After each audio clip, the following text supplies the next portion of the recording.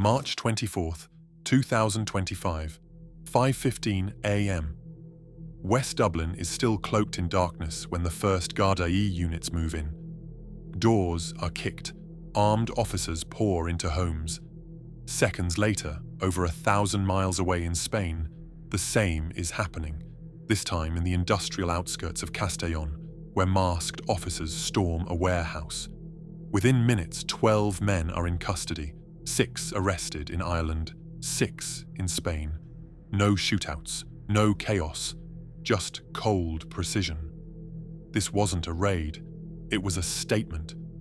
For more than 2 decades, the gang known as the Family had built an empire, quietly, strategically, and violently when necessary. Led by Brian Grenon and his inner circle, the gang had grown from petty heroin dealers in West Dublin to a multi-million euro drug syndicate stretching from Ireland to Spain's Mediterranean coast. Now, that empire is crumbling. Across multiple properties, officers uncover encrypted phones, stacks of cash, and vacuum-packed blocks of cocaine.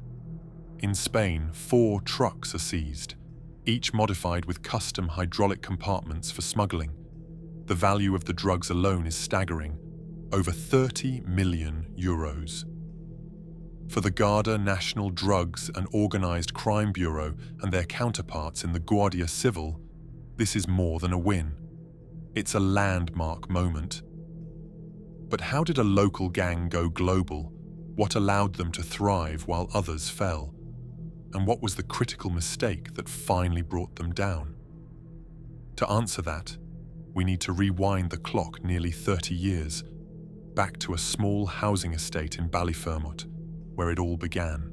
Before encrypted phones, before warehouses in Spain, before the 20 million euro turnover, the Family was just a group of brothers from Ballyfermot trying to control a few corners of the heroin trade. It began in the late 1990s, in one of West Dublin's toughest working-class neighbourhoods. The Grenon brothers, led by the ambitious and calculating Brian Grenon, weren't the loudest or the flashiest, but they were organised, and they were patient. Brian, the eldest, understood something many street dealers didn't. Real power came from staying low, staying quiet, and staying in control. He recruited carefully, choosing those who were either loyal, desperate, or both. By 2000, the Grenons had cornered the local heroin scene. In 2001, at just 25 years old, Brian was caught with nearly 2 million euros worth of heroin, a major bust. He was sentenced to 6 years, but far from breaking him, prison hardened his vision. He used the time to expand his contacts, study how bigger syndicates operated, and plot a future beyond street-level crime. When he got out in the late 2000s, he wasn't just back, he was evolved. He didn't want to sell drugs, he wanted to import them. One of Brian's early key allies was Derek D.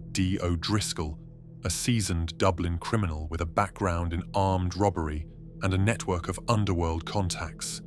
O'Driscoll brought experience, Grenon brought discipline. Together they began restructuring their crew. No longer just a gang, but a business. Their model was ruthless but smart. At the street level, they used addicts and locals as couriers and stash keepers. If someone got caught, it was always a disposable player, never the bosses. Their hands were clean, legally speaking. They didn't need headlines, they needed profits. By 2010, their grip on West Dublin was firm, and while other gangs fought bloody turf wars that grabbed national attention, the Family avoided chaos. They enforced their rules with violence when needed, but quietly, efficiently. As Ireland's demand for cocaine grew in the early 2000s and 10s, the Grenons were ready. They had the structure, they had the discipline, and now they were looking abroad. What began in a Ballyfermot housing estate was about to go international. By the early 2000s and 10s, heroin was still the Family's bread and butter, but it wasn't the future. cocaine was exploding across Ireland. Once considered a party drug for the elite, it was now everywhere, from urban flats to rural pubs. And with it came enormous profits. The Grennans saw their opening.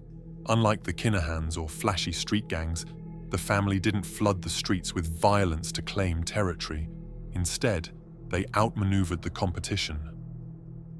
Quietly, strategically. While others were locked in gangland feuds, the family focused on building something more durable, a supply chain. The key was cutting out the middlemen.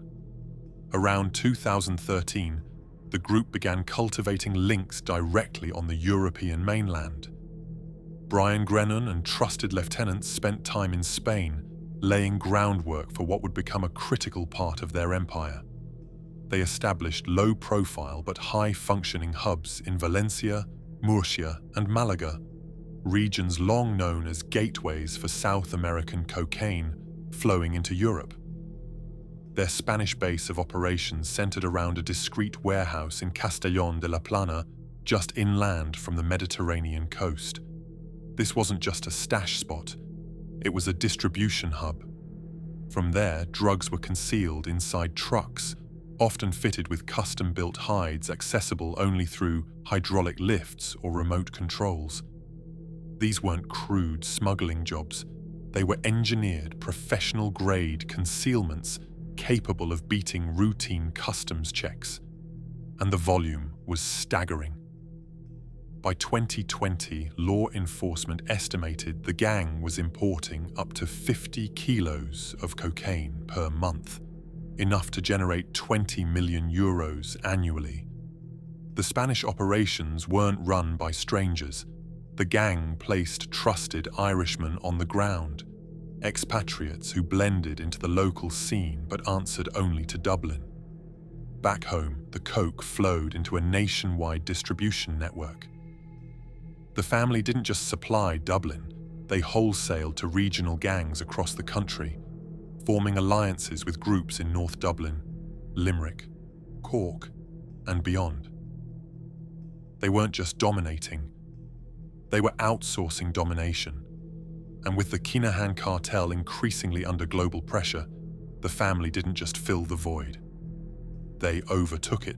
With millions pouring in every month, the family faced a new challenge: how to clean it. Cash is king in the drug trade, but stacks of it draw heat. Laundering became not just a side operation, it was the lifeblood of the empire. Their solution? Car dealerships. From as early as 2015, Gardaí began tracking suspicious activity linked to second-hand car garages across Dublin. Some were selling far fewer vehicles than their books claimed. Others seemed to change ownership frequently, on paper at least. Behind the scenes, the Grennans had created an ecosystem of front businesses, all designed to wash drug proceeds. According to the Criminal Assets Bureau, the gang would funnel drug money through fake transactions, overpriced car sales, fake service jobs, even staged loans. They also paid associates in cash and banked on their silence. In June 2017, the TAB struck hard. 5 dealerships were raided in a single morning, all tied back to the family. Luxury watches, high-end BMWs and Mercedes vehicles, and over €1 million in assets were seized. But the network didn't crumble, it adapted. By 2020, investigators uncovered that the family had quietly pumped €1.5 million into a high-end dealership using a frontman, a seemingly legitimate businessman with no criminal record. Not a single Grennan name appeared on the paperwork. The message was clear: the laundering was getting smarter, harder to trace, and more professional. But the boldest sign of the gang's wealth came in October 2020, when Gardaí raided a remote property in Kerry. Hidden inside? €4 million in cash. Vacuum-sealed, labelled, and stacked. It was one of the biggest cash seizures in Irish criminal history. Laundering money was once a risk. Now, for the family, it had become an art form.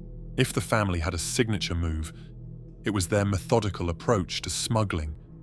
No dramatic speedboats, no chaotic border runs, just steady, calculated logistics. Their main tools: trucks, custom-built hides, and perfect timing. From their base in Castellón, Spain, drugs were packed into vehicles that had been modified with hidden compartments, some concealed behind false panels, others embedded deep within truck beds. The most advanced featured hydraulic lifts or electronic access systems, almost impossible to detect without specialized searches. The loading process was equally clever. Trucks often left the warehouse half full, carrying legitimate goods: tiles, furniture, electronics. At the cargo bay, they'd receive their top-up: concealed bundles of cocaine or cannabis, vacuum-sealed and expertly hidden. This layering gave the illusion of a normal freight load. To avoid detection at ports and on motorways, the gang also used cloned license plates, copies of legitimate haulers who were unaware their reg numbers were being duplicated. It was a simple trick with powerful results. Even automated plate scanners saw nothing out of place. In early 2025, one such truck was stopped on the M9 in Kilkenny. It appeared ordinary, but a deep scan at Dublin Port revealed otherwise. Inside a refrigerated unit, buried behind panels and accessible only via hydraulic lift, were 152 kilograms of cocaine. Even the driver, a 61-year-old businessman, was caught by surprise. Authorities believe he may have been a paid courier, unaware of what he was truly transporting. The bust was just one of many, but it underscored something critical. The family weren't street dealers anymore. They were running a multinational supply chain, one that rivaled legitimate shipping firms in its organization and execution. For years, the family thrived in the shadows, thanks in part to a phone system they believed was unbreakable. It was called Ghost. An encrypted communication platform, Ghost was marketed as a secure military-grade network for privacy-obsessed users. In reality, it was a criminal tool of choice, used by traffickers, hitmen, smugglers, and money launderers across Europe. The family used it to coordinate everything: smuggling routes, drop locations, cash pickups, even surveillance of gardaí. Messages self-deleted. Devices couldn't be traced, or so they thought. In early 2024, European cybercrime experts, led by French authorities, cracked it. They didn't just access the Ghost servers, they infiltrated them in real time. For 8 months, police quietly watched conversations unfold live. Criminals, including members of the family, spoke freely, confident they were safe. Authorities didn't just read messages, they mapped networks, tracked movements, cross-referenced aliases with real names. The breach was part of a wider international sting, codenamed Operation Kraken, involving Europol, the FBI, Australian Federal Police, and dozens of national agencies. What they found stunned even seasoned investigators. Ireland had one of the highest numbers of Ghost users per capita in Europe. Around 100 active devices were tied to key players in the family alone, many embedded in their logistics, finance, and command tiers. Encrypted voice notes discussed shipment volumes. Photographs of hidden compartments were shared. Some users even bragged about previous raids they'd survived. The arrogance was astonishing. By September 2024, authorities had enough. Dozens of coordinated warrants were drawn up. Surveillance was ramped up. Phone data was downloaded and preserved. The trap was closing. Ghost, meant to shield the family, had become their Achilles' heel. And once the network was cracked, it wasn't just evidence, it was a blueprint of the entire criminal enterprise. What followed would be one of the most orchestrated anti-drug operations in Irish history. September 16th, 2024. At dawn, over 300 Gardaí officers fan out across 27 properties in Dublin and the surrounding regions. Their targets? High-ranking members of the family. Each location had been carefully selected, tracked for months using ghost intel and old-school surveillance. At one address in West Dublin, Brian Grennan, the elusive boss of the family, is arrested without incident. Gardaí say he looked stunned. The man who had evaded serious charges for nearly 20 years didn't expect the knock that morning. Minutes later, his brother Philip Grennan is taken into custody at another property. A third brother is also detained, along with two more senior figures. That same day, a sixth Irish suspect is picked up, a man described as the gang's logistics officer, responsible for overseeing stash houses and safe drops. Simultaneously, across the Mediterranean, the Guardia Civil make their move. Raids hit 3 regions in Spain: Murcia, Malaga, and Castellón, home to the warehouse that functioned as the family's European base. Hidden compartments, shipping documents, encrypted phones, and over 30 million euros worth of drugs are seized. 6 suspects in Spain are arrested. All are considered essential to the trafficking network. Among them, the gang's main representative in Spain, an Irish expat embedded in the logistics chain. Also seized were 4 transport trucks, 12 luxury vehicles, and 35,000 euros in cash, alongside weapons and 35 phones, many loaded with ghost. Authorities on both sides call the operation a landmark victory. Not a single shot was fired. No dramatic getaway attempts. The organization that once thrived on invisibility was exposed in full daylight. The family's fortress had been breached, and what was found inside would shake the Irish underworld to its core. The scale of what authorities recovered was unprecedented. In Ireland alone, Gardaí seized over 16 million euros worth of drugs, mostly cocaine and cannabis, much of it vacuum-sealed and stashed in hidden compartments. The packaging suggested wholesale intent. This wasn't street-level supply. It was the infrastructure of a national distributor. 126 mobile phones were recovered. 42 of them were found to be running ghost encryption software. Inside were voice notes, shipping manifests, addresses, and coded language. Investigators described the content as a treasure trove of real-time criminal planning. In Spain, the raids turned up even more. Authorities confiscated roughly 30 million euros in cocaine and cannabis, 4 smuggling trucks with sophisticated hydraulic hides, and 12 high-end vehicles, some modified with compartments.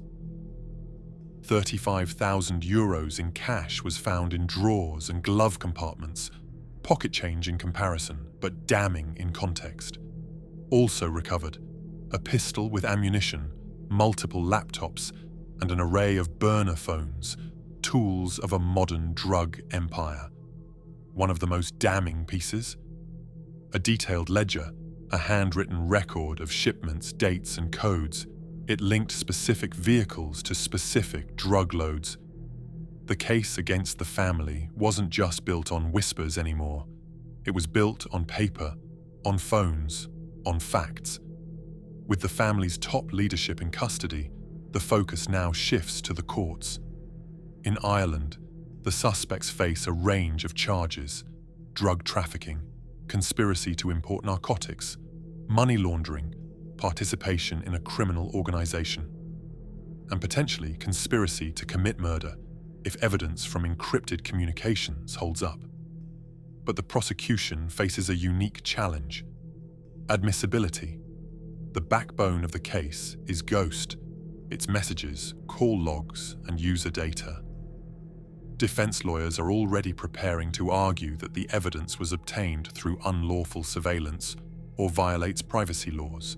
If a judge rules against its use, years of investigation could unravel. This would be Ireland's first major trial, built almost entirely on encrypted phone evidence. If successful, it sets a powerful precedent, not just nationally, but across Europe. If it fails, it could spark a wave of appeals and mistrials in other ghost-related cases. Meanwhile, investigators continue building financial cases through the Criminal Assets Bureau, targeting hidden wealth and laundering fronts. For now, the family is off the street. But whether their empire is gone for good or just wounded depends on what happens in the courtroom.